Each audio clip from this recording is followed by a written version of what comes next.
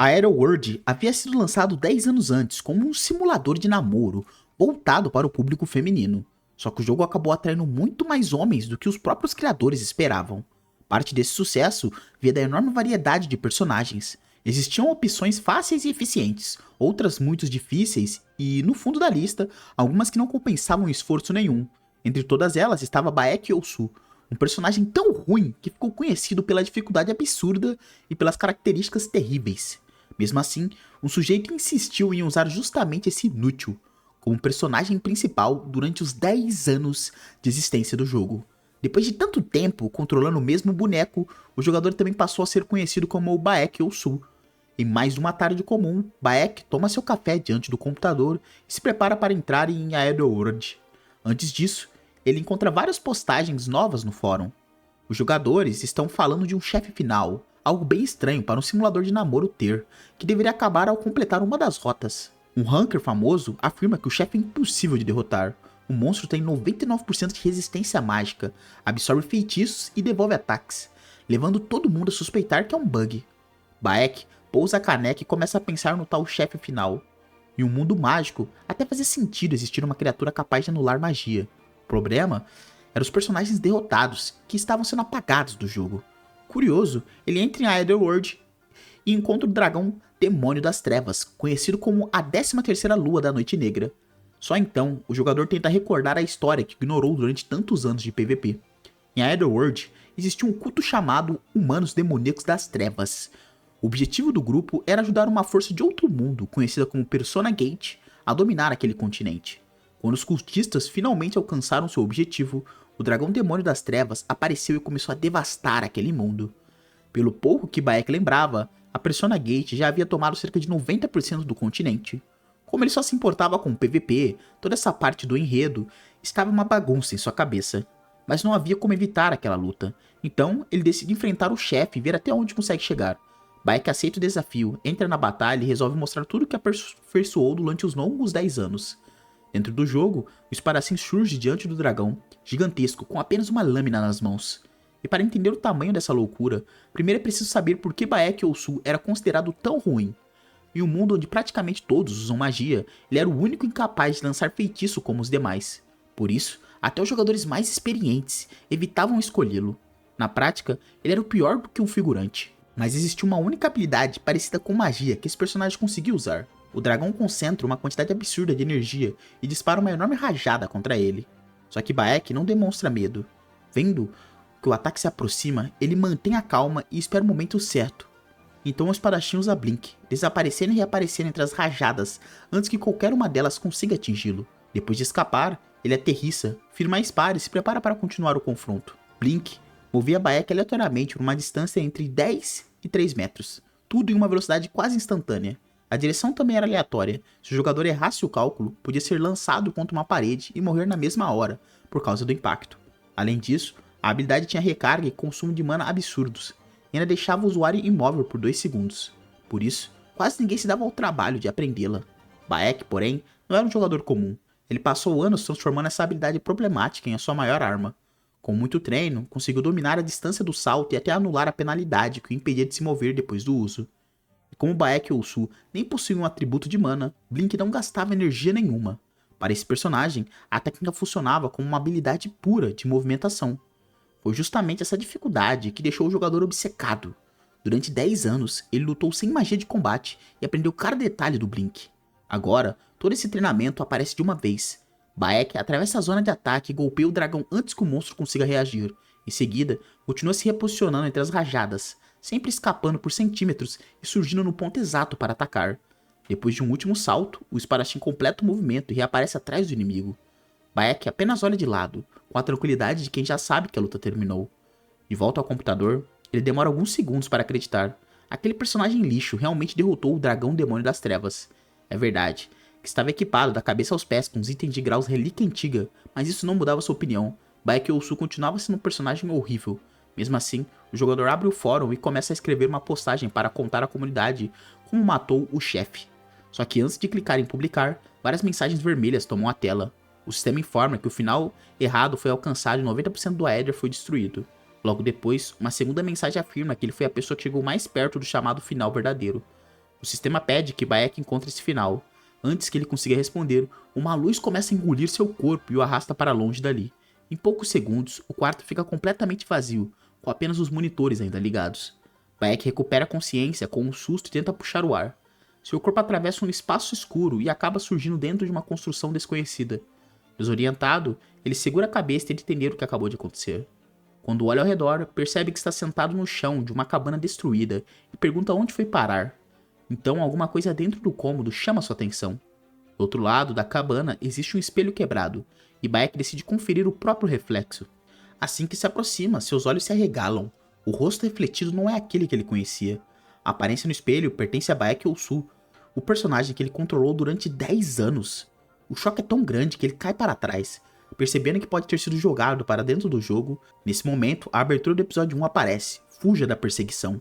O jogador reconhece imediatamente aquela parte da história. Ele está dentro da missão de prólogo de Bayek Ousu, exatamente no começo da rota daquele personagem. Mesmo com todas as evidências, o rapaz ainda tenta negar que aquilo esteja acontecendo de verdade. Então procura alguma prova nos bolsos e nas roupas do novo corpo. Depois de alguns segundos, encontra um documento dobrado e decide abri-lo. O papel é um certificado de admissão para a Academia Stella, o mesmo lugar ligado ao início do jogo. Bayek engole em seco. É difícil acreditar, mas agora as peças começam a se encaixar. Não resta mais dúvidas, aquele lugar é a Etherworld. Ele realmente se tornou o pior personagem do jogo. Mesmo abalado, o garoto força a mente a se acalmar e decide analisar a situação de forma lógica. A voz que o trouxe até ali pediu que alcançasse o final verdadeiro. Só que a Etherworld sempre teve vários finais, e ele nunca soube da existência de uma conclusão única. Então, uma possibilidade passa pela sua cabeça do jogador. Talvez esse seja justamente o segredo que ninguém conseguiu descobrir, porque durante 10 anos nenhum jogador alcançou o tal final verdadeiro. Mas aquele não é o momento de continuar pensando nisso. Um barulho do lado de fora faz Bayek se virar. Se suas lembranças estiverem corretas, ele precisa fugir imediatamente. O garoto corre até a janela quebrada, pois a perseguição da missão começa logo depois que o personagem desperta. Um grupo de homens encapuzados invade a área e começa a gritar, procurando o fugitivo que acabou de escapar deles. Bayek se esconde junto à janela e observa os perseguidores sem fazer barulho. Só que o grupo chegou muito mais rápido do que ele esperava. De repente, um dos homens percebe algo entre as árvores e chama a atenção dos demais.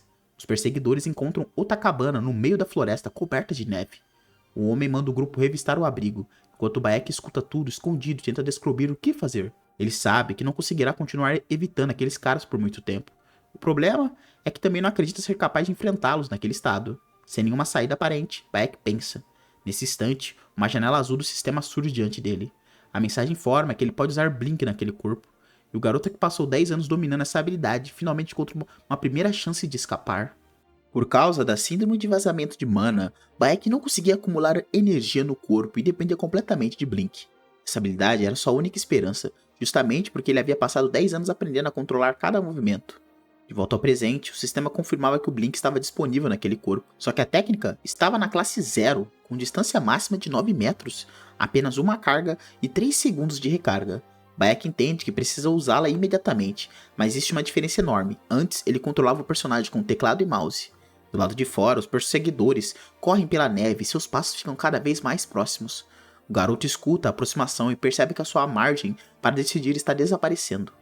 Quando olha para trás, constata que os homens já chegaram até a cabana. Agora não resta mais tempo para planejar uma rota segura. Sem outra opção, Bayek decide arriscar e tentar usar Blink no próprio corpo.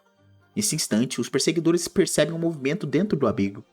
Bayek salta para fora da cabana, mas é visto na mesma hora. Um dos homens anuncia que encontrou o fugitivo e manda o grupo persegui-lo. Assim começa a primeira parte do tutorial, com um garoto correndo pela floresta enquanto todos gritam para ele parar. O problema é que os perseguidores usam botas mágicas e são mais rápidos. Para escapar daquela corrida, Bayek precisa usar Blink. Ele tenta se acalmar, lembrando que já ativou a habilidade contáveis vezes no jogo. Depois de uma década de prática, o instante certo da ativação deveria estar gravado em sua memória muscular. Só que um dos homens alcança Bayek pelas costas e ergue a espada para derrubá-lo. Ao perceber a distância desapareceu, o garoto entende que precisa agir naquele segundo. Blink pode matar o usuário se a distância for mal calculada, e se ele colidir com um obstáculo, mesmo assim, Bayek encara a lâmina e aposta tudo na habilidade. Quando o ataque cresce, ele ativa Blink confiando que seus 10 anos de experiências farão alguma diferença. Em um clarão, o corpo do garoto desaparece da trajetória da espada antes que o golpe consiga acertá-lo. A luz envolve Bayek e o lança a vários metros de distância. exatamente como acontecia no jogo. Ao perceber que funcionou, ele continua correndo com um sorriso aliviado. Os perseguidores param por um instante, perguntando se aquilo foi Blink, concluindo que o fugitivo deve ser um mago. O líder manda todos continuarem. Ele acredita que Bayek ficará paralisado por 2 segundos depois do teletransporte, criando uma abertura perfeita. Por isso, o homem observa o ponto onde o garoto reapareceu e espera a penalidade entrar em ação. Mas Bayek continua se movendo, deixando o grupo sem entender como ele ignorou a paralisia. Antes que consiga reagir, o garoto já voltou a correr pela floresta. Mesmo com os primeiros sucessos, ele controla a respiração e lembra que precisa ser cada vez mais cuidadoso. O caminho está cheio de árvores, pedras e desníveis, então Bayek decide usar esse terreno irregular a seu favor. Quase todos os jogadores que escolhiam esse personagem falhavam nessa parte, sem conseguir chegar ao episódio seguinte. Bayek faz a contagem da recarga e usa a Blink no meio dos obstáculos. Só 1% dos jogadores passava do tutorial, e nenhum deles dominava a distância ou os saltos contínuos. Vendo o fugitivo desaparecer entre pedras e árvores, um dos homens pergunta se aquele maluco perdeu completamente a cabeça. Como não consegue alcançá-lo correndo, o líder manda os usuários de magia avançarem e atacarem à distância. Os homens assumem a linha de frente e começam a canalizar a energia em plena nevasca. Bayek sente a movimentação atrás de si e percebe que eles estão preparando magia. Assim, começa a segunda parte do tutorial, usar Blink para escapar de uma chuva de flechas mágicas. No jogo, ele enxergava tudo atrás do personagem, pelo monitor, e conseguia escolher o momento certo de desviar. Agora, os ataques vêm de fora do seu campo de visão, então a síndrome de vazamento de mana ativa sexto sentido e aceleração cognitiva. Sua percepção acelera, permitindo que ele sinta os projetos e calcule várias trajetórias enquanto continua correndo. Uma das flechas passa muito perto de sua cabeça, mas Bayek finalmente encontra a abertura que procurava. Ele firma o pé no chão e escolhe o instante exato para agir. Então usa Blink e atravessa a barragem antes que os projetos fechem seu caminho. Bayek aterrissa na neve enquanto os ataques explodem com força no ponto em que ele acabou de deixar. O garoto olha para trás e admite que aquela flecha passou perto demais. Mesmo ofegante, ele não perde tempo e volta a correr. Pouco depois, ele avista a última parte do tutorial. O esforço daquele corpo real começa a pesar, mas ele continua avançando pela neve. Diante dele surge um enorme desfiladeiro. Para passar pela terceira etapa, precisa cruzar o canyon usando as pedras flutuantes e Blink. A única forma de chegar ao outro lado é controlar perfeitamente a distância de cada salto. Depois da travessia, Bayek poderá encontrar os magos que passam pela região, escapar dos perseguidores e concluir o tutorial. Só que precisa cancelar a velocidade do Blink em exatamente 0,1 segundo, saltando por cerca de 20 pedras. Uma única falha significa morte.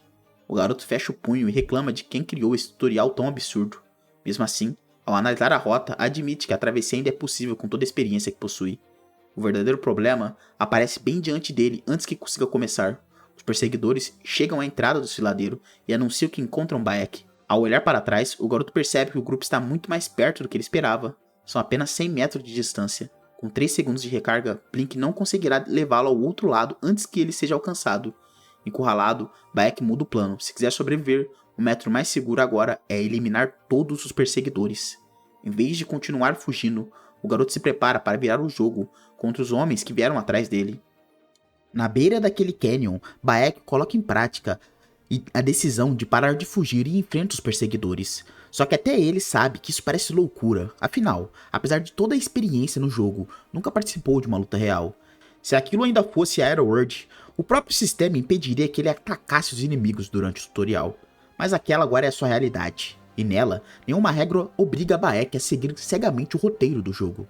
Com a adaga firme na mão, ele percebe que matar também não o faz hesitar. Segundo a história, aqueles homens já eram inimigos de seus pais. Então Bayek escuta os passos e entende que o grupo finalmente chegou perto. Mesmo sem experiência de combate real, ele confia no domínio que construiu durante 10 anos e acredita que pode vencer. Em vez de continuar escondido, o garoto sai de frente para os perseguidores. Os homens reconhecem o alvo na mesma hora. O líder manda capturá-lo e vários deles avançam juntos pela neve. O primeiro atacante dispara com a lança apontada para o peito de Bayek. Convencido da vantagem numérica, ele ainda zomba do garoto por tentar enfrentar todo o grupo sozinho. Para o perseguidor, aquele único golpe já encerraria a luta. Bayek, porém, nem perde a calma. Ele mede exatamente 8,7 metros e ativa Blink. No instante, desaparece da frente da lança e deixa o atacante sem entender nada. Até os homens que viu logo atrás travam diante daquela movimentação. Bayek reaparece colado em outro perseguidor, antes que alguém consiga reagir. A adaga entra no alvo, que começa a cuspir sangue. O golpe é tão próximo que o sangue respinga no rosto do garoto. Bayek sente o líquido quente escorrer pelos dedos, mas não encontra culpa nenhuma dentro de si. Ele não mata por prazer, faz isso porque naquele momento é a única maneira dele sobreviver.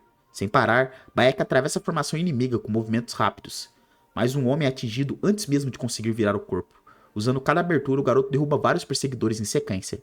Quando o grupo percebe, vários companheiros já estão no chão. Os sobreviventes gritam para não deixá-lo escapar.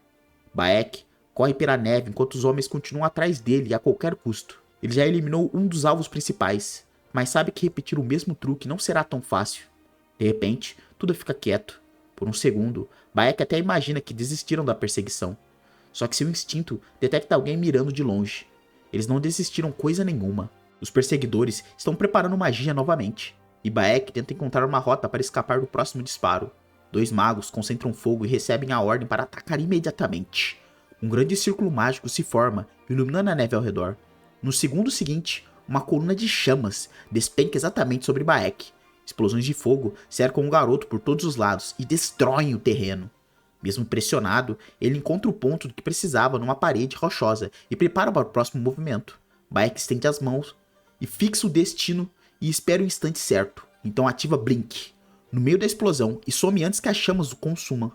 Ao ver apenas fumaça, os perseguidores acreditam que a arrogância do garoto finalmente o matou. Eles se aproximam da cratera, certos de que encontraram o corpo ali. Mas não existe ninguém no centro do impacto. Bayek aparece acima de um deles, caindo com toda a velocidade acumulada. Quando o homem olha para cima, já é tarde demais. E aí que entra uma das características mais perigosas de Blink. A habilidade mantém o mesmo impulso que o usuário possuía antes do teleporte. Bayek aproveita a queda, usa o Blink mais uma vez e transforma toda aquela velocidade num ataque direto com a adaga. Os outros homens só conseguem assistir completamente chocados. O perseguidor, atingido, cai junto com Bayek sem sequer entender como foi alcançado. Um dos sobreviventes finalmente percebe que o garoto usou a própria magia de fogo como cobertura. Bayek aterrissa ao lado do corpo e retira a adaga, ainda pronto para continuar. Coberto de sangue e neve, ele recupera o fôlego por um instante. Agora só restam dois inimigos naquela área. Mesmo assim, Bayek precisa terminar logo, antes que os dois homens deixados para trás alcancem o grupo. Um dos sobreviventes estranha aquela reação absurda. Para alguém que parece um mago, Bayek se move rápido demais. Sem entender o adversário, o homem pergunta quem ele realmente é. Bayek sabe que sua velocidade de reação supera a de muitos jogadores profissionais, só que isso sempre foi diante de uma tela. Agora, ele precisa provar que consegue fazer o mesmo com o próprio corpo e parte para encerrar a luta. O perseguidor não recua, pelo contrário, afirma que já decifrou o estilo do garoto. Na cabeça dele, Bayek só possui duas armas, Blink e aquela pequena adaga. Por isso, acredita que proteger o rosto e o pescoço será o suficiente para bloquear qualquer golpe fatal. Confiante nessa leitura, o homem avança empunhando uma espada coberta por energia de gelo. Ele desafia Bayek e dispara Ice Wave, levantando uma enorme onda congelante. Bayek responde ativando Blink, de frente para o ataque. A massa de gelo engole toda a rota e parece fechar qualquer caminho de fuga. O perseguidor acha que previu o destino do teleporte e se prepara para esmagar o garoto assim que ele surgir. Mas alguma coisa foge completamente do cálculo dele. Bayek aparece na brecha e atravessa sua defesa, cortando o torso do homem com a adaga. O último perseguidor observa a cena e entende que ficou sozinho. O inimigo ferido perde as forças enquanto a sua arma cai na neve. Revoltado, ele lembra que Bayek corria como um rato pouco antes e parecia alguém que nunca tinha lutado. O garoto admite que, no começo da perseguição, aquilo era verdade. Só que os próprios inimigos serviram como treino para ele. Por isso, Bayek até agradece por terem ajudado a melhorar tão rápido. O último homem se enfurece e diz que o moleque só chegou tão longe porque o grupo pegou leve com ele. Ele cria uma enorme lâmina de gelo e promete matar Bayek daquela vez. Sem demonstrar medo, o garoto dispara de frente para o adversário. Durante a corrida, Bayek lança sua arma para forçar uma reação. O perseguidor acredita ter entendido o plano. O projeto serviria para ocupar sua defesa, enquanto Bayek usaria a Blink e apareceria pela lateral. Ele bloqueia o ataque e garante que não permitiria que o garoto faça o que quiser. Convencido da própria leitura, prepara o golpe exatamente no lado onde espera que Bayek apareça. Só que a sua lâmina atravessa o vazio. Naquele instante, o homem percebe que caiu numa armadilha. Bayek nunca pretendia surgir pela lateral. Desde o começo, o plano era atacar pela frente. E antes que o último perseguidor consiga corrigir a postura, a adaga de Bayek já atravessou seu torso.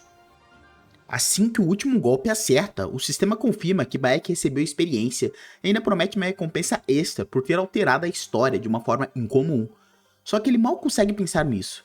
Depois da primeira luta real da sua vida, o garoto desaba na neve e tenta recuperar o fôlego. Ao lado de sua mão, ensanguentada, está a adaga usada para atravessar os perseguidores. Bayek observa tudo em silêncio e começa a entender o peso do que acabou de acontecer. Mesmo coberto de sangue, ele se força a levantar e segura a arma mais uma vez. Aquilo definitivamente não foi um sonho. Foi seu primeiro blink naquele corpo e também sua primeira batalha de verdade. Mas, acima de tudo, foi a primeira vez que ele matou alguém. Bayek aceita essa realidade, lembrando que tirou aquelas vidas para conseguir sobreviver. Com a mente um pouco mais firme, ele se apoia e volta a ficar de pé. O melhor agora é sair daquele lugar antes que apareça outra ameaça. Porém, antes de partir, o garoto percebe que há algo entre os corpos. Então volta e começa a verificar os pertences dos perseguidores. Bayek sabe que a situação é desagradável, mas também precisa pensar no que fará dali em diante. E como chegou àquele mundo sem dinheiro nenhum, resolve agir de maneira prática, apesar do gosto amargo. A busca rende cerca de 2 milhões de créditos, praticamente o mesmo valor em won. Não é uma fortuna, mas já ajuda bastante. Com a bolsa guardada, Bayek volta a encarar o verdadeiro problema: o enorme canyon diante dele. Para continuar o tutorial, não existe alternativa. Ele precisa cruzar o desfiladeiro pelas pedras flutuantes. Nesse momento, algumas pessoas gritam do outro lado e indicam onde estão. Bayek reconhece imediatamente aquele grupo. São os magos que deveriam aparecer nessa parte do tutorial. Ele avisa que está a caminho. Os magos respondem que não existe ponte por perto e perguntam se o garoto realmente consegue atravessar. Como Bayek garantiu que irá até eles, uma das integrantes sugere que o grupo espere. Mesmo assim, os homens duvidam. Segundo eles, seria preciso ter ao menos força de um cavaleiro de terceira classe para cruzar daquele jeito. Então, um deles percebe que Bayek já começou a se mover. O garoto ativa Blink e aterriza com precisão na primeira pedra flutuante. Sem perder tempo, continua avançando pelo ar e deixa todos do outro lado impressionados. Os observadores se perguntam se aquilo é algum tipo estranho de magia de salto. Um dos magos reconhece a técnica e explica que se trata de Blink. Entre eles, uma jovem de longos cabelos azuis acompanha cada movimento em silêncio. Outro homem que é estranho, afinal, Blink é conhecido justamente por ser quase impossível de controlar em direção à distância. Só que Bayek continua pousando exatamente onde deseja, como se essa limitação nem existisse. O grupo não consegue entender como um garoto tão jovem realiza aquilo. No meio da travessia, Bayek olha para trás e encontra os 2 perseguidores que haviam ficado para trás. Os magos ainda pensam que talvez sejam companheiros dele, mas um dos integrantes percebe rapidamente que existe algo errado. Na outra margem, um perseguidor forma um grande círculo mágico de fogo. Logo depois, uma rajada flamejante atravessa o canyon. O grupo grita para Bayek tomar cuidado. O garoto percebe a magia vindo em sua direção e procura uma saída. No último instante, ativa Blink e escapa da primeira explosão. Ao pousar em outra pedra, Bayek olha para os 2 homens que continuam atacando de longe. Ele suspeita que sejam aliados do mercenário mencionado naquela parte da história e entende que ainda corre perigo. O problema é que Blink possui 3 segundos de recarga. Mesmo com seu controle, não dá para voltar e evitar todos os ataques mágicos. Por isso, Bayek precisa localizar a próxima pedra que servirá de apoio antes do disparo seguinte. Só que a sua percepção detecta outra magia chegando. Dessa vez, um projétil de energia roxa é lançado contra sua posição. O ataque atinge a pedra antes que Bayek consiga completar o próximo movimento. A explosão o desequilibra e arranca o chão debaixo de seus pés. Sem apoio, o garoto começa a despencar pelo canyon.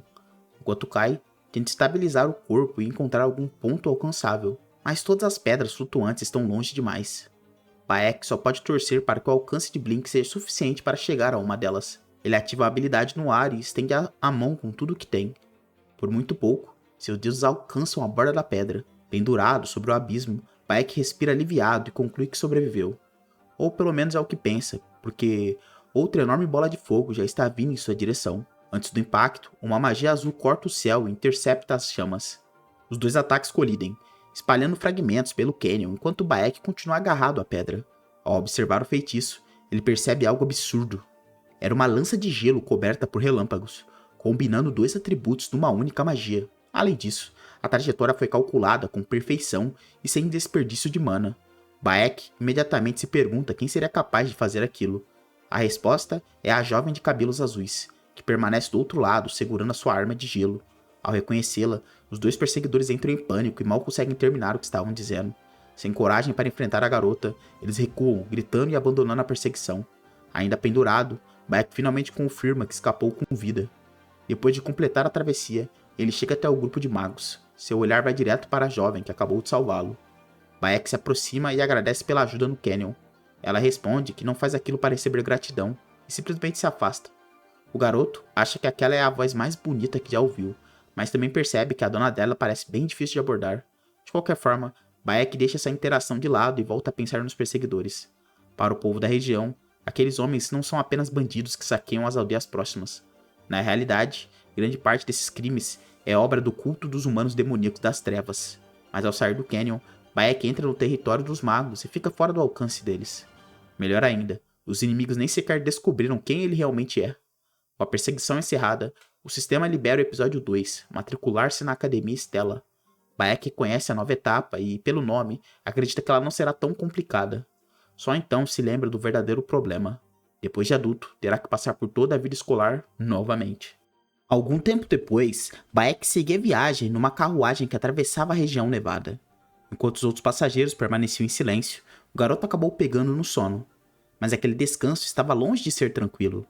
Em seu sonho, ele voltou a ser uma criança, correndo para os braços de sua mãe. O pequeno Yosei dizia que um dia se tornaria mago, e ela garantiria que acreditava nele. Mesmo com pouco dinheiro, seus pais economizaram até conseguir comprar um velho livro de magia. Então, o menino estudava sem parar, prometendo que ainda faria os dois felizes. Às vezes, ele apagava sobre os livros e recebia o carinho silencioso de sua mãe. Só que toda aquela esperança desabou quando o médico diagnosticou ele com síndrome de vazamento de mana. Yosei se recusava a acreditar que jamais poderia usar magia como os outros. Observando tudo aquilo, o atual Bayek se perguntou se estava vendo as lembranças do dono original daquele corpo, ou se de algum jeito aquelas memórias dolorosas também tinham se tornado suas. Nesse momento, ele despertou assustado dentro da carruagem. A cabeça ainda doía, como se o sonho tivesse deixado marcas reais. Bayek respirou fundo e tentou se recompor.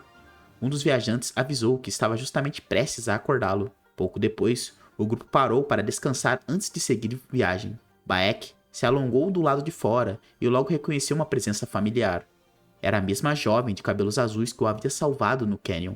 Ele ficou sem saber se deveria falar com ela, mas a garota apenas se virou e continuou andando. Bayek preferiu deixar aquilo de lado e suportar o frio. Apesar do clima, a situação estava melhor do que ele imaginava, porque aquele mundo era bem mais moderno do que a Idade Média. Além da magia, cidades seguras tinham trens, navios voadores e portais que tornavam viagens longas muito mais fáceis. O plano agora era chegar a Lezoitia e embarcar em um desses navios. A cidade ficava à rota de Arcanium, lugar onde a verdadeira história começaria. Arcanium reuniria torres mágicas, ordens de cavaleiros magos e 5 grandes academias, sendo Stella a mais prestigiada de todas. Por isso, a escola estava cheia de gênios e nobres, e Bayek ainda não entendia como seu personagem tinha conseguido uma vaga ali. Antes de chegar, ele decidiu conferir com calma suas habilidades e atributos. O sexto sentido e a aceleração cognitiva já haviam salvado sua vida mais de uma vez. Esses benefícios vinham da síndrome de vazamento de mana, um físico amaldiçoado que impedia seu corpo de acumular mana. E no caso de Bayek Yosei, aquela condição era hereditária. O sexto sentido permitia detectar mana e ataques fora da sua visão, enquanto a aceleração cognitiva fazia o perigo parecer mais lento. O problema era usar essa percepção, consumia muita força mental e cobrava um preço pesado depois. Pelo menos, seus atributos tinham herdado parte do progresso que o jogador conquistou ao treinar Bayek durante tantos anos. Naquele mundo, habilidades eram medidas por níveis, enquanto cada atributo físico possuía sua própria quantidade de estrelas. O limite era 9 estrelas, mas chegar lá era praticamente impossível. Nem em 10 anos ele havia passado de 8 em seus melhores atributos. Por enquanto, Bayek decidiu investir sua experiência em sensibilidade para fortalecer o sexto sentido e a sua velocidade de reação. Mesmo assim, sua prioridade continuava sendo evoluir a síndrome até o físico chamado Segredos da Natureza, e a única pista para conseguir isso estava dentro da Academia Stella, o mesmo lugar ao qual precisava ir para impedir o fim do mundo. Bayek já estava sem vontade de voltar à vida escolar. Desejou receber alguma ajuda do sistema, só que o grupo chamou, porque era a hora de retomar a viagem. Então, ele fechou a interface e deixou para analisar suas notificações perdidas mais tarde. Sem que percebesse, a jovem de cabelos azuis continuou observando-o em silêncio. Em Lezoitia, todos embarcaram no enorme navio voador. O anúncio confirmou a partida para Arcanium e pediu para os passageiros ocupassem seus assentos.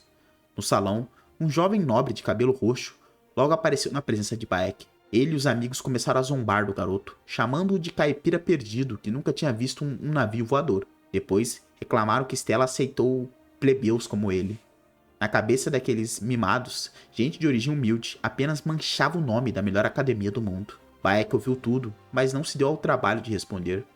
Ele só soltou um suspiro e tentou continuar andando ali, pensando que adolescentes eram iguais em qualquer mundo. Com isso, Bayek acabou irritando o líder do grupo.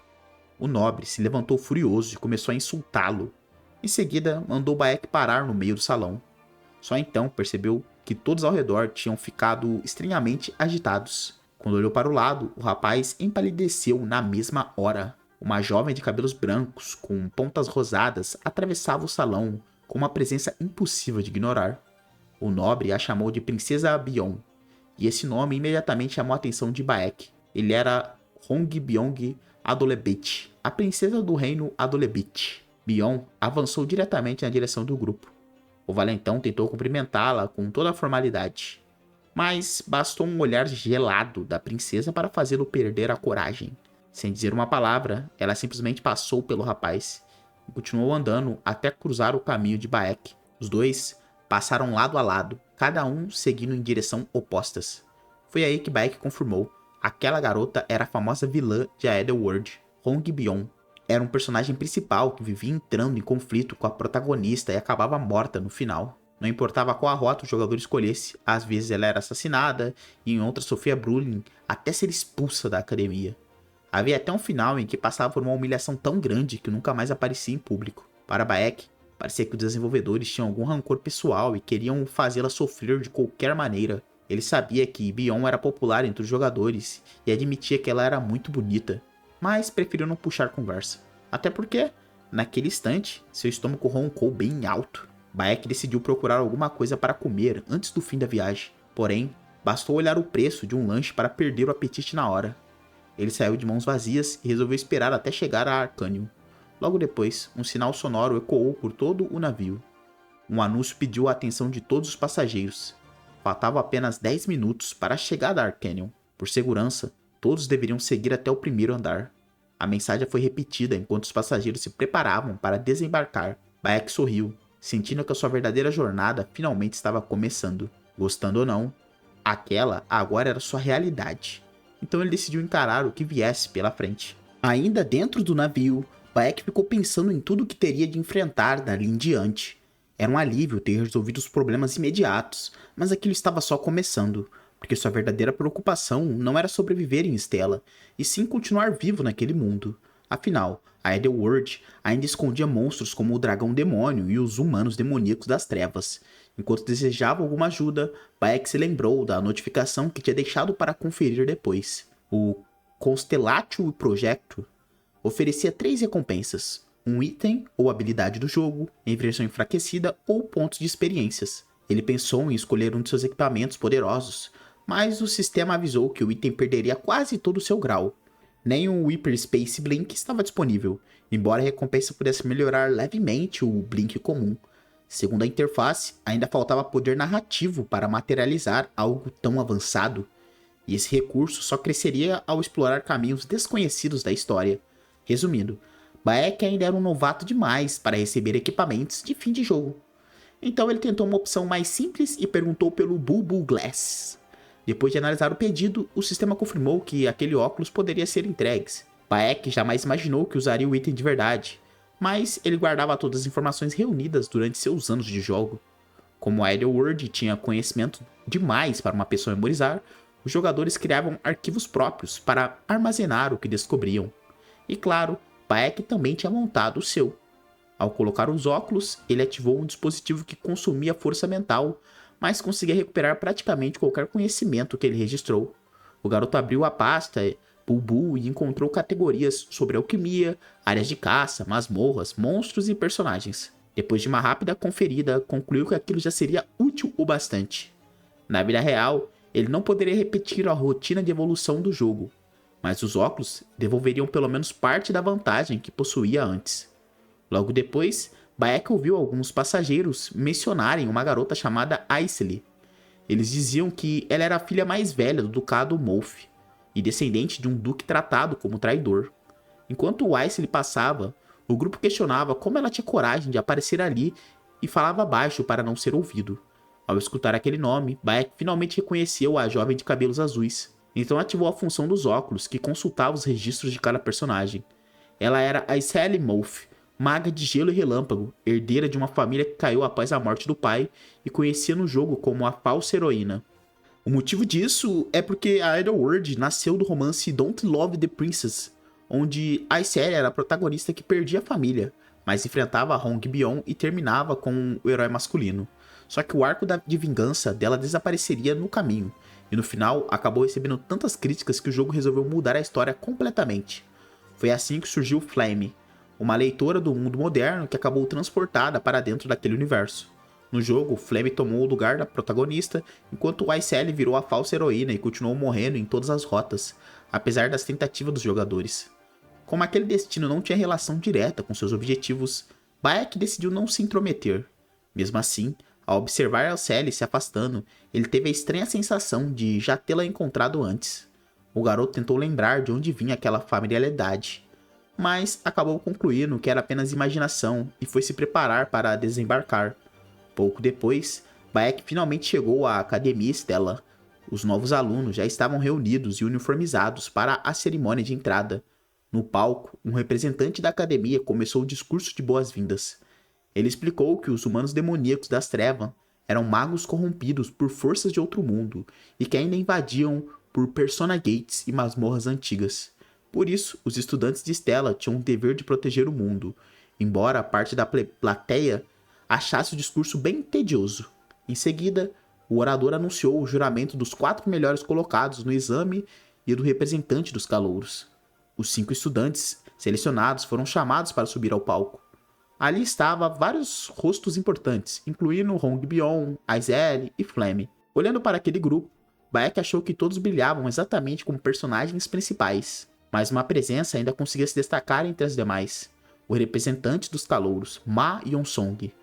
Além de conquistar a maior nota de admissão, o rapaz chamava atenção por ser bonito e inteligente. Bayek reconheceu imediatamente o famoso Ma Yonsong. Ele era um gênio capaz de controlar todos os elementos e possuía mana de 9 estrelas, um nível próximo ao domínio das divindades.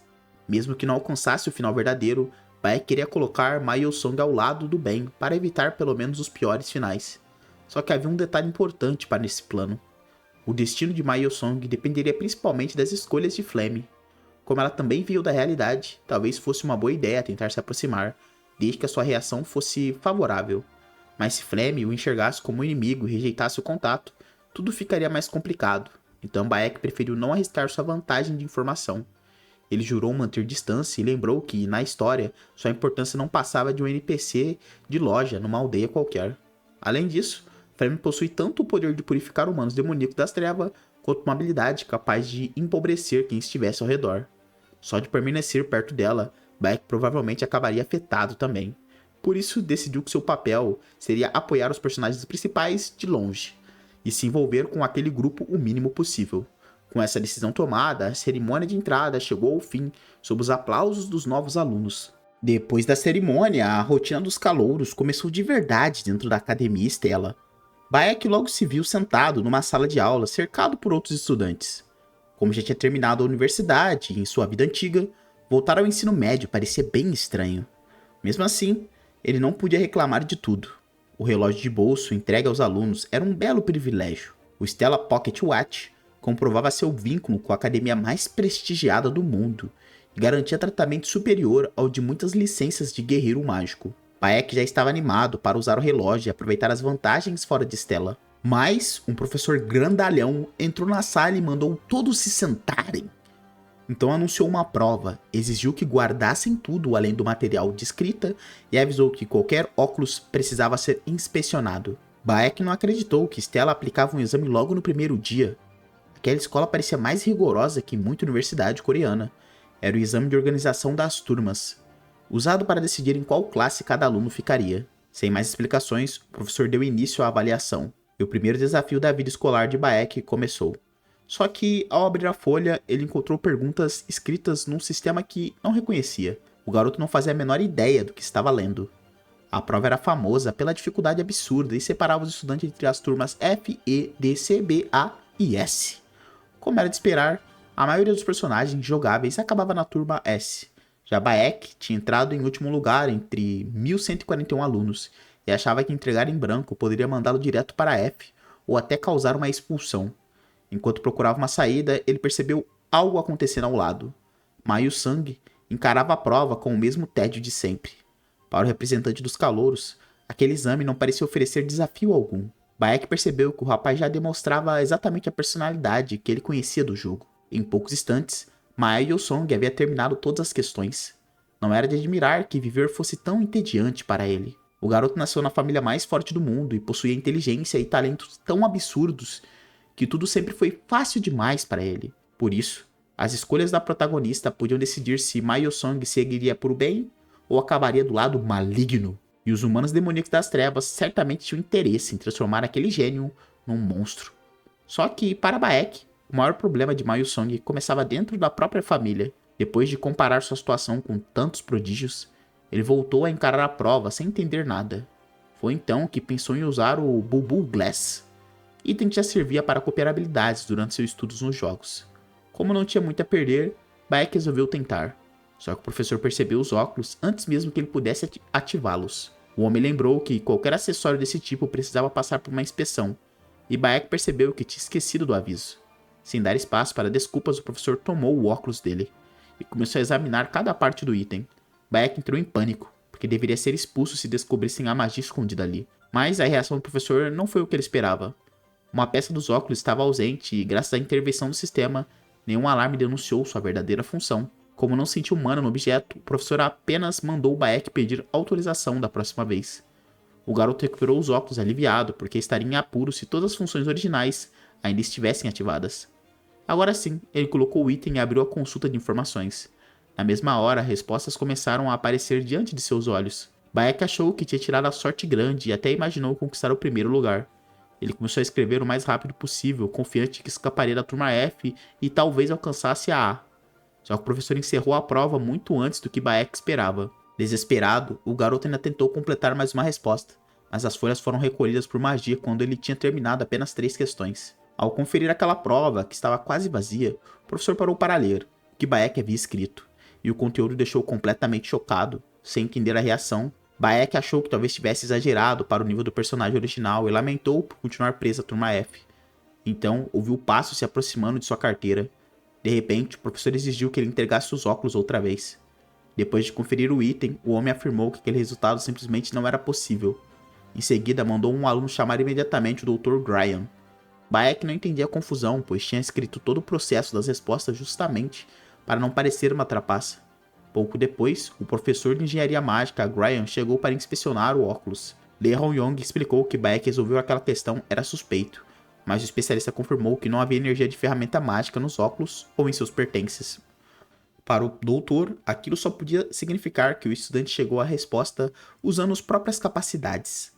Graham ficou impressionado por testemunhar algo assim e mandou Lei Wong se desculpar e orientar aquele aluno. Sem outra explicação, o professor admitiu o mal-entendido e pediu desculpas a Baek. O garoto aceitou sorrindo, mas sabia que realmente tinha trapaceado e agradeceu por não ter sido descoberto. Enquanto os alunos aguardavam o resultado, a correção das provas já acontecia no gabinete do professor Liu Hongwu. Lee e o Dr. Graham analisavam uma pilha enorme de respostas do exame de organização das turmas. As primeiras questões recebiam atenção especial durante a correção.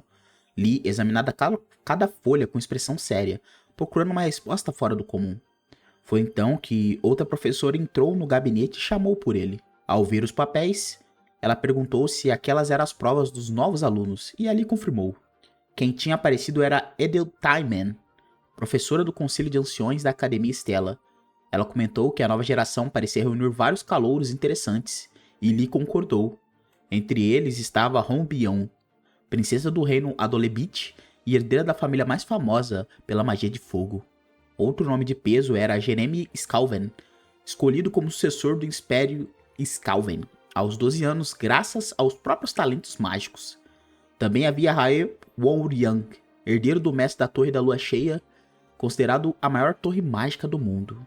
Com tantos alunos de famílias ilustres, Ereu Timing admitiu preparar questões capazes de desafiá-los. Não teria sido fácil. Lee respondeu que ficava satisfeito por as novas perguntas terem agradado a professora, mas seu olhar mostrava que uma prova específica continuava prendendo sua atenção. Naquele ano, Ereu Timing tinha introduzido um novo tipo de questão, e as 3 primeiras eram quase impossíveis para quem apenas memorizava o conteúdo comum. A primeira testava a flexibilidade. Se o aluno não soubesse resolver um problema, conseguiria abandoná-lo rapidamente e seguir em frente? A segunda perguntava como o estudante reagiria diante de algo que nunca apareceu nos livros estudados. Para Lee, a era em que magia dependia apenas de teoria decorada tinha acabado. Agora, importavam julgamentos rápidos e pensamentos criativos em combate. Mesmo assim, aquelas questões não tinham sido criadas para serem solucionadas de verdade. Mais de 1000 dos 1141 deixaram todos em branco. Os outros 100 tentaram responder, a maioria não acertou uma única questão. No fim, somente 3 alunos da nova geração conseguiram acertar as 3 perguntas. Os 2 primeiros eram Ma Yong-sung, o prodígio do século, e Flame, uma plebeia que admitia por recomendação direta do diretor. O terceiro nome, porém, era o mais inesperado de todos, era o nosso Baek Yeosu. Lee sabia que Ma Yong-sung e Flame eram gênios, mas Baek tinha obtido pior nota no exame de admissão. Por isso não esperava que ele resolvesse aquelas questões. Ereu Timing percebeu o motivo de tanto interesse. Havia um aluno cuja pontuação simplesmente não fazia sentido. Ela observou que, embora nem os estudiosos conseguissem resolver certas fórmulas, Baek tinha encontrado a resposta sem demonstrar conhecimento convencional.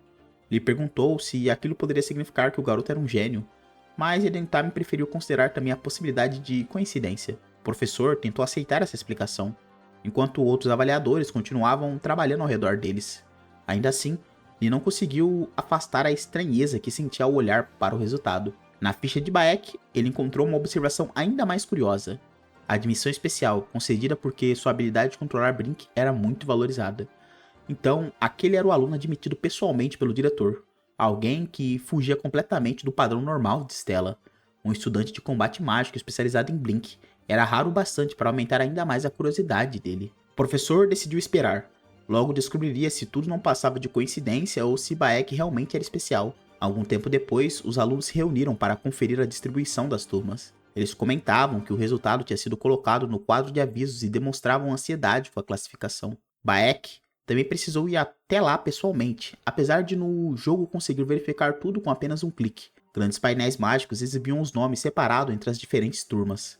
Ao reconhecer Baek, um dos alunos se surpreendeu com a sua presença diante dos resultados. O rapaz lembrou que Baek tinha tirado 0 na sessão de aplicação mágica do exame de admissão. Alguns começaram a zombar e questionaram como alguém assim conseguia entrar em Stella. Baek ignorou a conversa, só queria encontrar a própria turma e sair dali rapidamente. Como acreditava que o resultado não mudaria muita coisa, procurou seu nome entre as listas inferiores. Mas logo percebeu que havia algo errado. Seu nome não aparecia na turma F, nem nas listas que ele esperava encontrar. Por um instante, Baek temeu que tivesse sido reprovado por responder somente 3 questões. Um aluno ao lado também procurava por ele e disse que alguma coisa devia estar errada. Baek comparou sua situação com a de outros estudantes, até o Select, que ficara em 29º lugar, entrara na turma A. Aquilo só aumentou a confusão, porque até alunos com notas teóricas ruins tinham conseguido uma boa classificação por excelência prática. Desconfiado de que havia algum detalhe escondido, Baek decidiu examinar melhor os painéis. Foi quando finalmente enxergou a resposta. Seu nome estava escrito no lugar mais improvável possível. Baek Yeosu, turma S, posição 0. Baek ficou paralisado, incapaz de entender como aquilo tinha acontecido. A turma S era a classificação mais especial de Stella, reservada aos melhores estudantes de magia. Ao contrário das outras séries, que tinham várias salas por níveis, a turma S reunia apenas 41 alunos numa única classe. Baek concluiu que aquela classificação só podia ser um erro. Na turma S, ele encontraria os personagens principais muito mais cedo. Se aproximar dos personagens principais poderia encurtar ainda mais sua vida. Mas também não havia como solicitar uma troca de turma. Sem alternativa, ele decidiu manter a descrição e sobreviver da melhor maneira possível. Enquanto Baek se afastava conformado, uma garota de cabelos escuros observava tudo em silêncio. Antes da primeira aula da turma S, Hong Byung enfrentava uma situação bem pior por dentro da academia. Sua mãe, a professora Hong Ye, a repreendeu por errar 3 questões. Até a Iseli, princesa do decadente do ducado Molf, tinha acertado 2. Yuel continuou humilhando a garota, dizendo que ela era pior até do que os insetos que conseguiam responder. Byung só baixou a cabeça e respondeu que entendia, chamando-a de mãe. Hongyo a encarava de cima, sem demonstrar qualquer carinho. Depois de suspirar, a professora decidiu explicar o que esperava da filha. Ela mandou Bion prestar muita atenção em suas palavras. Segundo Yel, a filha não podia se tornar como ela, alguém expulsa do reino e reduzida a manter um cargo de professora. Por isso, Bion precisava ser uma existência melhor do que sua irmã e nunca virar uma vergonha do reino. A adulta soltou um sorriso frio, como se aquela cobrança fosse a coisa mais natural do mundo. Ela ainda exigiu que Bion dissesse se tinha entendido tudo. Mais uma vez, a garota apenas respondeu que sim. Mas por dentro, Bion não entendia nada. Ela só vivia e resolvia as coisas exatamente como tinha sido ensinada. Então por que era culpada dela não saber magias, feitiços e fórmulas que nunca tinha aprendido? Sem encontrar respostas, ela só conseguia se perguntar por que a mãe a torturava daquele jeito. Enquanto isso, a turma S já estava reunida em seu enorme anfiteatro. Baek sentou entre os novos colegas e concluiu na hora que estava ferrado. Na visão dele, tinha sido jogado numa sala cheia de gênios, estranhos e pouco sociáveis. Do outro lado, os alunos ainda se perguntavam como ele tinha conseguido entrar ali. Alguns revelaram que seus pais tinham protestado contra a presença de Baek na turma S, mas o diretor apenas respondeu que ele possuía as qualificações necessárias. Mesmo assim, ninguém conseguia aceitar aquela explicação, e Baek percebeu que já tinha virado o excluído da sala. Ele até entendia a irritação deles. Para quem tinha se esforçado desde pequeno, dividir a turma com um suposto inútil devia ser revoltante. Mas as turmas podiam mudar depois de cada teste, inclusive a S, ainda que rebaixamento fossem algo extremamente raro. Baek lembrou que no futuro um aluno poderia subir da turma A para S, então resolveu deixar essa preocupação para depois. Por enquanto, o que mais chamava sua atenção era ver tantos personagens do jogo sentados bem diante dele. Em poucos anos, quase todos aqueles alunos se tornariam famosos pelo mundo, e cerca de 5 deles ainda poderiam trair o mundo mágico. Ma Yeon-song era um dos possíveis traidores. Isso fez Baek ficar ainda mais preocupado com a turma em que ele tinha caído. Ele pensou que seria ótimo se Flame conseguisse impedir seu futuro. Logo depois, Lee Hong-yu entrou na sala e mandou todos se acomodarem. Baek reconheceu o professor assim que ele apareceu. Lee se apresentou formalmente aos alunos da turma S. Ele seria o professor responsável pela classe. Os estudantes comentavam que aquele era o famoso Lee Hong-yu, o caçador de humanos demoníacos das trevas, em número próximo de 4 dígitos. Também o chamavam de guerreiro mágico de 7ª classe, alguém que estava em outro nível. Lee observou a turma, reconheceu a quantidade de talentos presentes e mencionou que havia um aluno bem peculiar entre eles. Ele explicou que Stella formava magos de combate e que todos enfrentariam 3 anos rigorosos de ensino médio. Mesmo sem esperar que todos acompanhassem cada detalhe, ele queria que cada aluno mostrasse o melhor dentro daquele período. Depois da explicação, o professor perguntou se alguém tinha alguma dúvida. Ninguém respondeu, e a sala permaneceu em silêncio. Quando Lee ia começar a aula, a porta se abriu e Hong Byong apareceu atrasada. Ela entrou com marcas visíveis no rosto, tentando manter uma expressão neutra. Baek achou estranho vê-la atrasada, já que Hong Byong sempre parecia seguir as regras melhor do que qualquer um. Lee chamou a aluna para perto e perguntou o que tinha acontecido. Byong ficou em silêncio diante da pergunta do professor. Desconfiado, Baek colocou os óculos para consultar as informações que tinha sobre ele. O arquivo mostrou Hong Byong como uma maga de fogo e vilã, com uma mãe cruel e um destino garantido de morte, mas aquilo ainda não explicava a situação atual. Ao reler a previsão, Baek percebeu que ela estava marcada para morrer. Na rota conhecida, se a SL morresse por causa de Flame, Byong acabaria morrendo por causa das duas. Era o destino inevitável de uma vilã dentro daquela história. Baek gostaria de salvá-la, mas sabia que não tinha condições de ajudar nem a si mesmo. Enquanto isso, Lee mandou Byong sentar. Ele se sentiu mal, porém decidiu manter a distância e não se envolver. Só que algo chamou a atenção de Baek logo em seguida. Byong caminhou até a fileira dele e parou bem ao lado de sua mesa. O rosto da garota ainda mostrava os machucados deixados pela bronca da mãe. Baek ficou sem reação, sem entender o que ela pretendia fazer. Então, Byong puxou a cadeira vazia ao lado dele. Ela se acomodou silenciosamente, deixando Baek ainda mais desconcertado. Com a vilã sentada ao seu lado, logo no primeiro dia, ele sentiu que a história já estava começando a sair dos trilhos originais. Antes de iniciar a aula, Lee Hong-yu anunciou que os alunos precisavam participar da cerimônia de sucessão de cajados. A turma S e a A receberiam seus cajados naquela mesma cerimônia. Baek achou a obrigação meio irritante, mas também ficou interessado. Na Academia Stella, existiam 2 grandes eventos, a cerimônia de contrato com familiares e a cerimônia de sucessão de cajados. Como Stella era a principal academia do mundo, essa sucessão recebia uma importância especial. No local da cerimônia, lhe confirmou se todos os alunos estavam presentes. Ele explicou que havia cajados desde a classe baixa até a média alta disponíveis diante deles. A tarefa parecia simples. Cada estudante só precisava se aproximar do cajado que quisesse escolher, mas trocar depois seria muito complicado, porque na verdade os alunos não escolhiam os cajados. Em Aeroworld, um cajado só respondia a alguém que julgasse digno, criando um efeito de ressonância. Isso significava que ninguém podia usar um cajado de alto nível só porque quer. Bayek caminhou entre os objetos, observando cada opção. Ele se perguntou qual deveria escolher.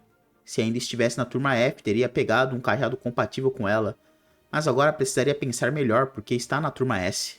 Para sua situação atual, a melhor escolha parecia ser uma varinha.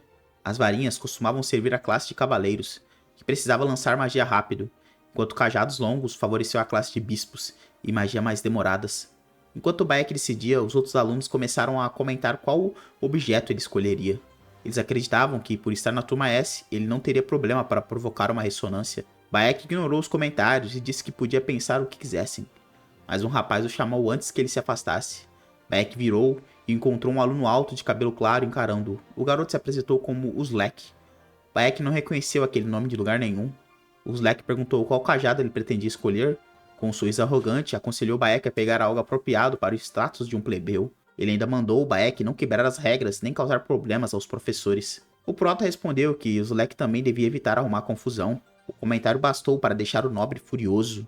Uzlek chamou Bayek de desgramado e partiu para a provocação aberta. Mesmo sem levantar a voz, Bayek perguntou se ele estava procurando briga. Pelos Bulbul Glasses, ele descobriu que Uzlek Shieldbailen era filho de Marquês Shieldbailen, subordinado do príncipe Jeremy, e um valentão de terceira categoria. Bayek ficou decepcionado porque aquelas eram todas as informações disponíveis sobre ele. Mesmo assim, se perguntou quanto dinheiro extra aquele figurante devia ter recebido para agir daquele jeito.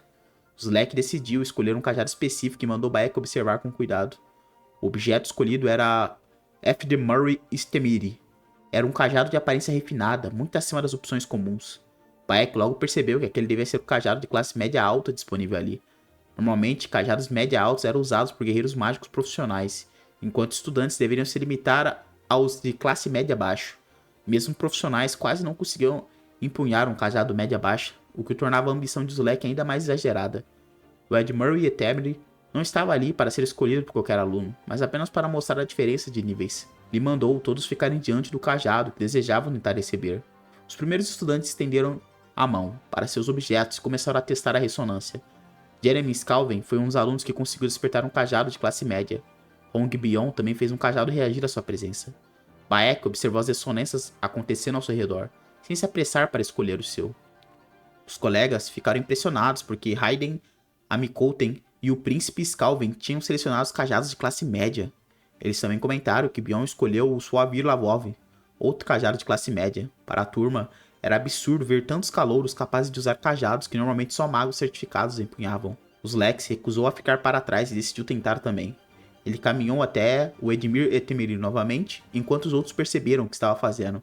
Alguns se perguntaram se ele realmente tentaria ressoar com um cajado média alta. Uzlek declarou que mostraria como era o verdadeiro talento da turma S. Ele agarrou o cajado e despejou energia mágica nele. Por um momento, uma explosão de luz fez parecer que a tentativa tinha dado certo. Bayek, porém, já esperava o resultado. Uzlek falhou em criar a ressonância e foi arremessado para longe. Ele caiu no chão, ferido e frustrado. Os outros alunos se assustaram e chamaram o professor para ajudar. Bayek avisou que um cajado média alta era impossível para ele e que seria melhor desistir. Mas havia um motivo ainda mais simples para o fracasso. Enquanto Uzlek tentava se recuperar, alguém se aproximou do cajado sem se abalar pela confusão. O novo aluno exibiu um leve sorriso, como se já soubesse o que faria. Bayek percebeu que o verdadeiro dono daquele cajado já tinha sido decidido. O aluno que se aproximou do Edmariet Mary era exatamente quem Bayek esperava.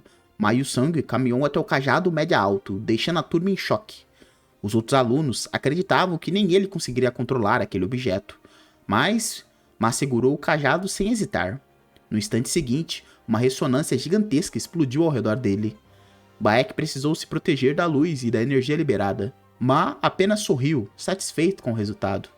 O Edmariet Temeri tinha aceitado seu verdadeiro dono. Para os calouros, era inacreditável que alguém tivesse conseguido um cajado média alta. Bayek, porém, já esperava que Ma Yusong fosse capaz disso. Com aquela demonstração, muito mais pessoas passariam a conhecer o talento absurdo de Ma. O prodígio Observou os outros alunos com calma, como se aquilo fosse natural. Bayek ainda estranhava a reação tranquila dele. Ma abriu um sorriso, satisfeito por ter alcançado o resultado. O nosso garoto só pensou que aquele cara talvez não batesse muito bem da cabeça. Então Bayek se lembrou de outro cajado média alta, Terivon, destinado a Flame nas rotas que conhecia. Era nesse ponto que a história poderia se dividir. Se Flame pegasse Terivon, Ma Yusong se interessaria no talento dela e a rota dele seria aberta. Mas, se ela escolhesse outro cajado, tudo poderia tomar um caminho completamente diferente. Bayek precisava trazer Ma para o lado deles. Ele logo localizou o Terivon entre os cajados disponíveis. Flame se aproximava enquanto Bayek observava de longe. Ali estava o cajado que deveria ser escolhido por ela. Bayek ficou tenso, esperando para ver o que a Flame faria. A garota continuou caminhando pelo salão, sem olhar diretamente para Terivon. Ela manteve uma expressão neutra, como se nada chamasse sua atenção. Mesmo assim, Bayek pensou que ela deveria pegar Terivon. Assim, Ma Yusong finalmente demonstraria interesse nela. E isso aumentaria a chance de eles alcançarem um final feliz. Só que Flame passou reto pelo cajado, deixando Bayek completamente confuso. Ele se perguntou se ela não sabia o que Terivon significava ou se simplesmente tinha pouca informação. Na cabeça de Bayek, Flame deveria conseguir ressoar com qualquer cajado por ser o protagonista feminina. Mas, se ela pegasse algum cajado estranho, outras rotas importantes poderiam ser perdidas. Sem ver outra saída, Bayek tomou uma decisão arriscada. Ele resolveu empurrar Terivon para a Flame de qualquer jeito. Então usou o Blink e apareceu no caminho dela. Flame foi pega de surpresa quando Bayek surgiu ao seu lado. Ela o encarou em silêncio, sem demonstrar a simpatia que ele esperava. Bayek cumprimentou a garota como se tivesse apenas chegado ali por acaso.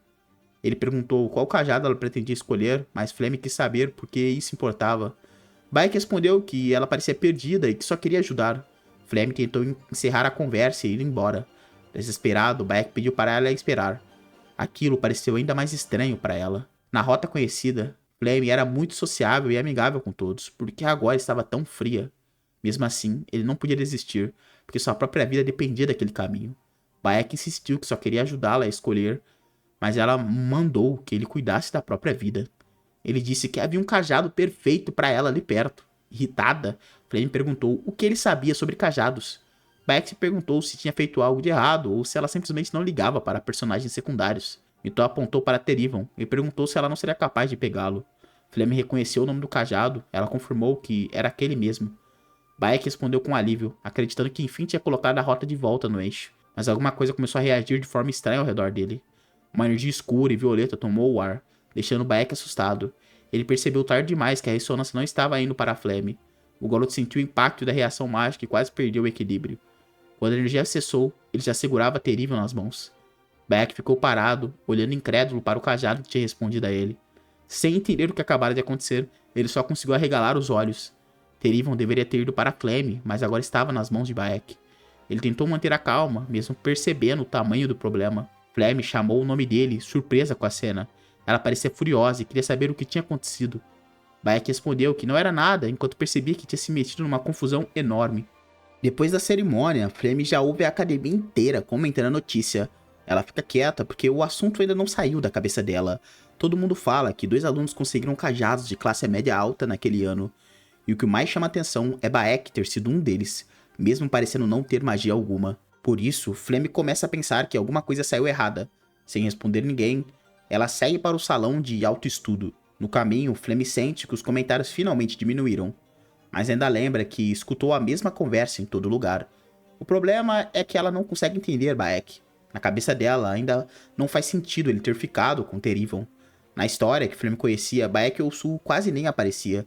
E Terivon não deveria responder a qualquer pessoa daquele jeito.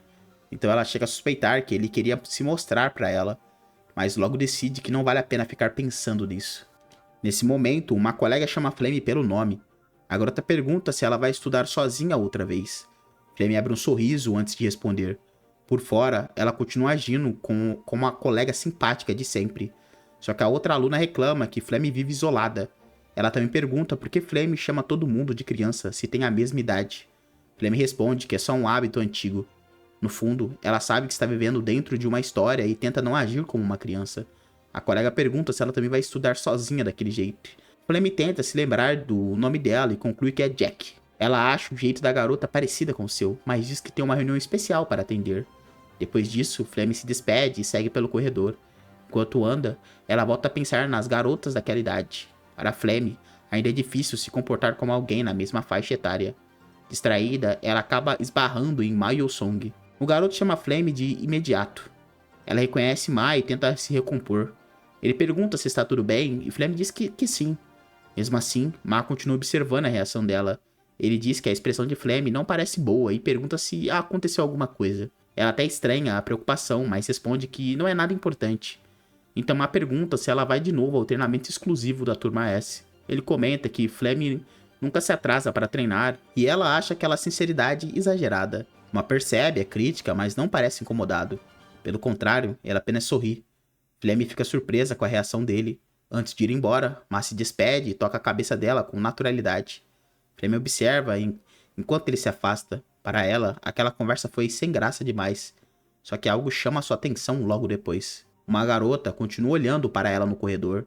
Flame pensa que pode ser Jack e se pergunta por que ela ainda está ali. A colega chama Flame de novo, de longe. Mas ela decide deixar isso pra lá. Afinal, agora não é hora de se distrair. Flame volta a pensar na reunião suplementar especial. Pelas lembranças que tem no romance, Aicel e Hong Byung também deveriam estar nesse encontro. Ela entra na sala, carregando seus materiais. Vários alunos já estão reunidos, incluindo uma garota de cabelos azuis. Flame percebe que os personagens mais importantes estão ali. Então ela decide observar o que aquela reunião vai revelar. Kyle, um aluno da turma A, aparece como anfitrião e parece surpreso com o grupo. Flame entende que a reunião é para alunos com expectativas de avançar para a turma S. Ela examina os participantes com atenção. Ela lembra que Ma Song, tratado como protagonista daquela história, está interessado em Baek. Naquele momento, Flame conclui que isso não pode ser coincidência. Ela liga a situação a algo que Baek Yousu aparentemente sabia desde o começo. Para Flame, Baek deve ter entendido que aceitar as 3 questões especiais era a chave para entrar na turma S. Opa, você chegou até o final, provavelmente você gostou muito da obra, né, cara? O que você faz? Olha aqui em cima, vai ter alguns manhwas diferentes. Dá uma olhadinha neles, talvez você goste. Deixa aquele teu like e obrigado por assistir.